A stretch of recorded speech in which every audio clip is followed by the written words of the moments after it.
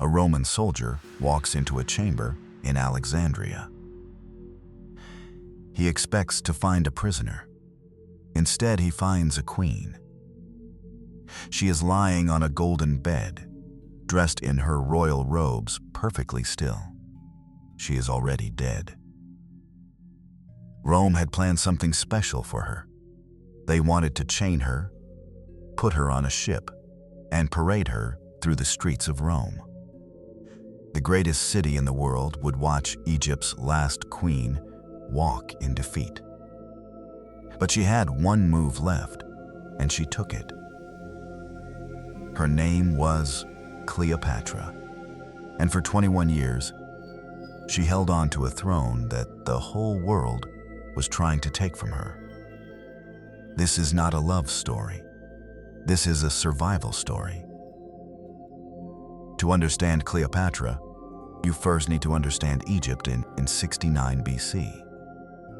The Nile had fed this land for 3,000 years. Every year it flooded. Every year it pulled back. And every year, the black soil it left behind made the desert bloom. Egypt was the richest country in the ancient world. But in 69 BC, the throne was weak. The Ptolemaic dynasty had ruled Egypt for nearly 300 years. They were Greek by blood, children of one of Alexander the Great's generals. They had never bothered to learn the Egyptian language. They lived in palaces while their people suffered. And they owed huge debts to Rome. Rome was watching. Rome was always watching. Into this world, Cleopatra was born. Third child of a king her own people called the flute player, a weak man, a man who bought his throne with borrowed money. From the very beginning, Cleopatra understood something the rest of her family did not. The world was dangerous. And if she was going to survive it, she would need to be better than everyone around her. So, she studied. While her brothers played, she read. She learned mathematics, philosophy, and military strategy. She learned to speak Egyptian, the first Ptolemaic ruler in nearly 300 years to do so.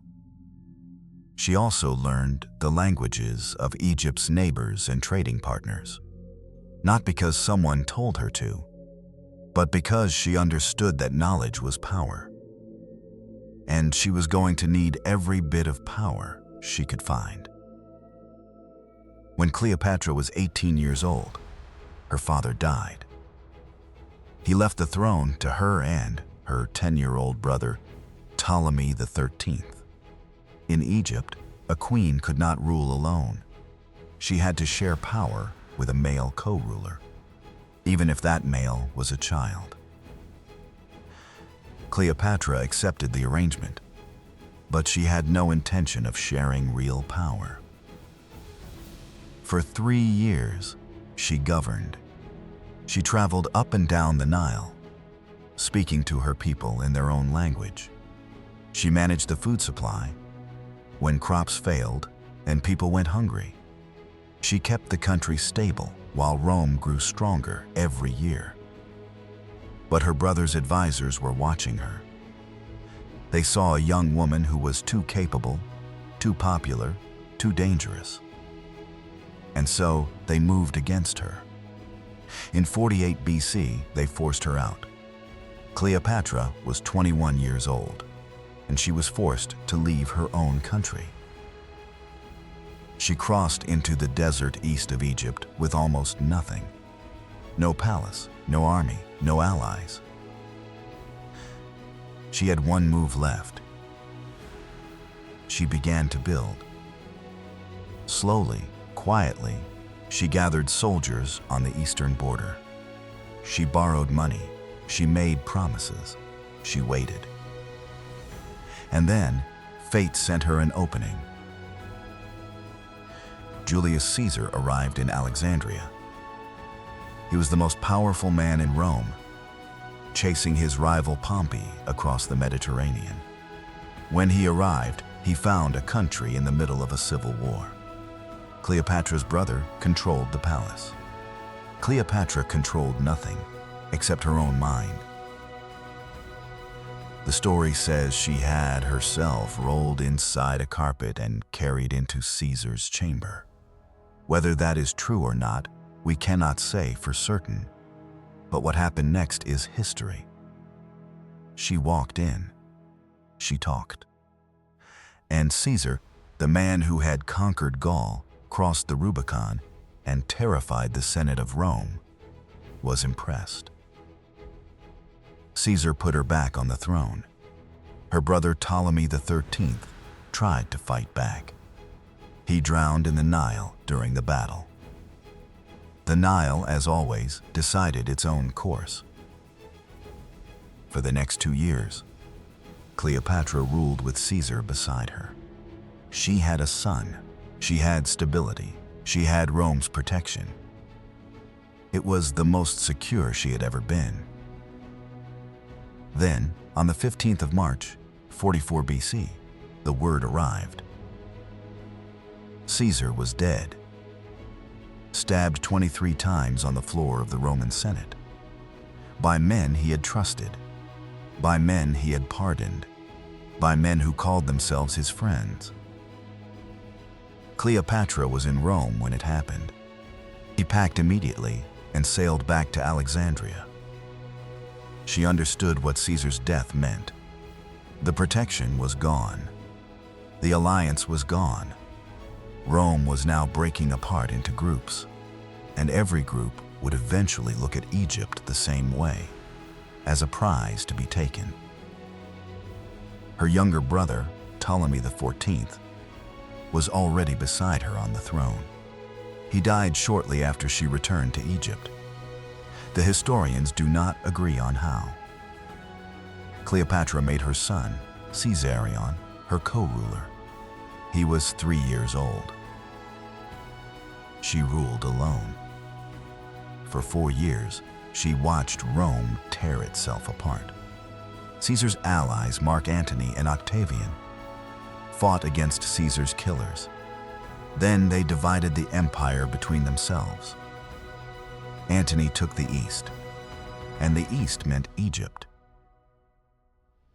He ordered her to come and meet him. Most rulers would have gone quickly, nervously, with gifts and apologies. Cleopatra made him wait.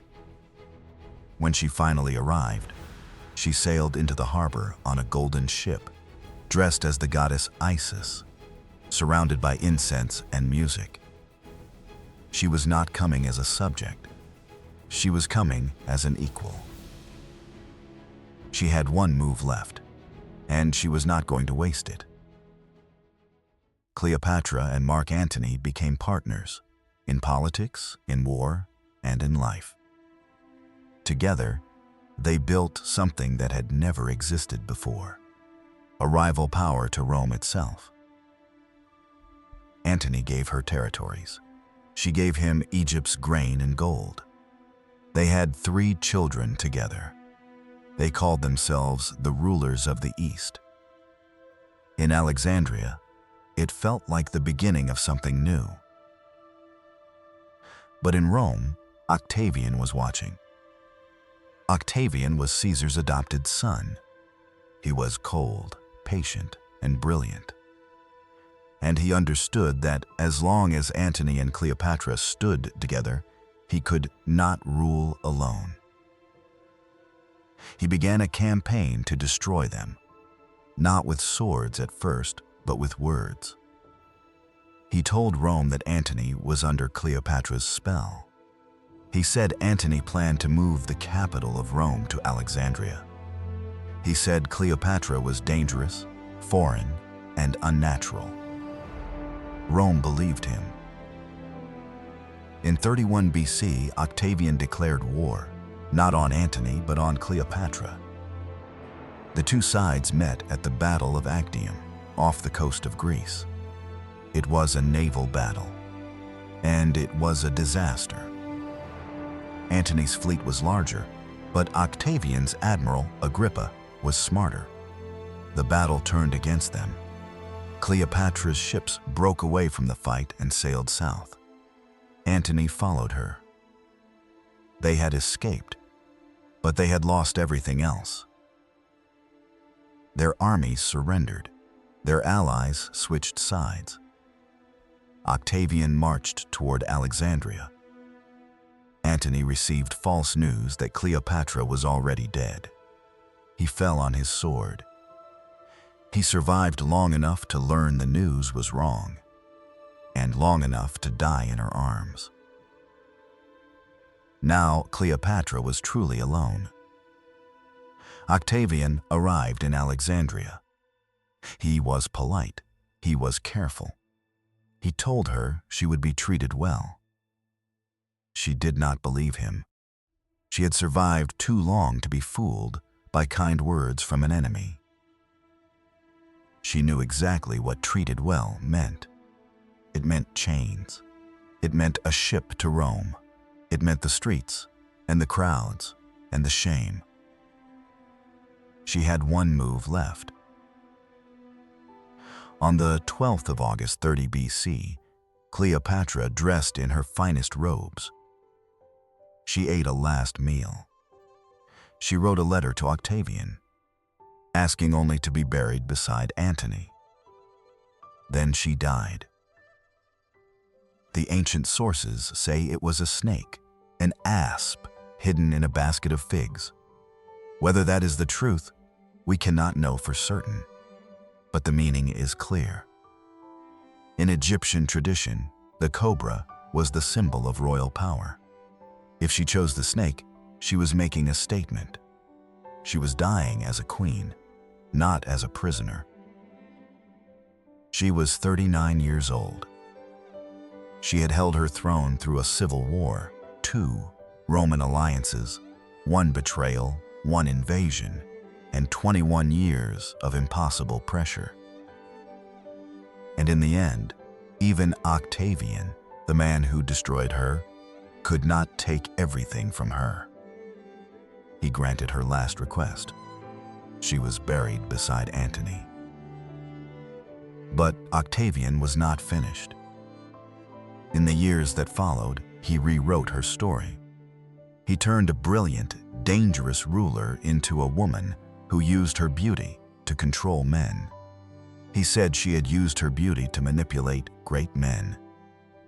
He said she was emotional, unstable, a threat to Roman values. It was easier for Rome to believe that story, because the truth was more frightening. The truth was that a woman with no army, no powerful family, and no empire behind her had held off the greatest military power in the world for 2 decades.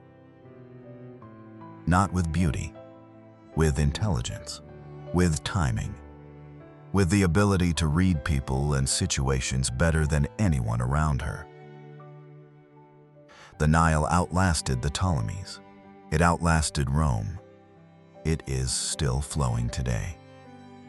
And so is her story. History is written by the winners, but sometimes the losers leave something behind that no one can erase. Cleopatra was many things: a ruler, a strategist, a mother, a survivor. But above all, she was someone who never stopped fighting, even when every door was closed. If you want to keep learning English through the stories of people who changed the world, subscribe to EraSpeak. A new story is coming very soon.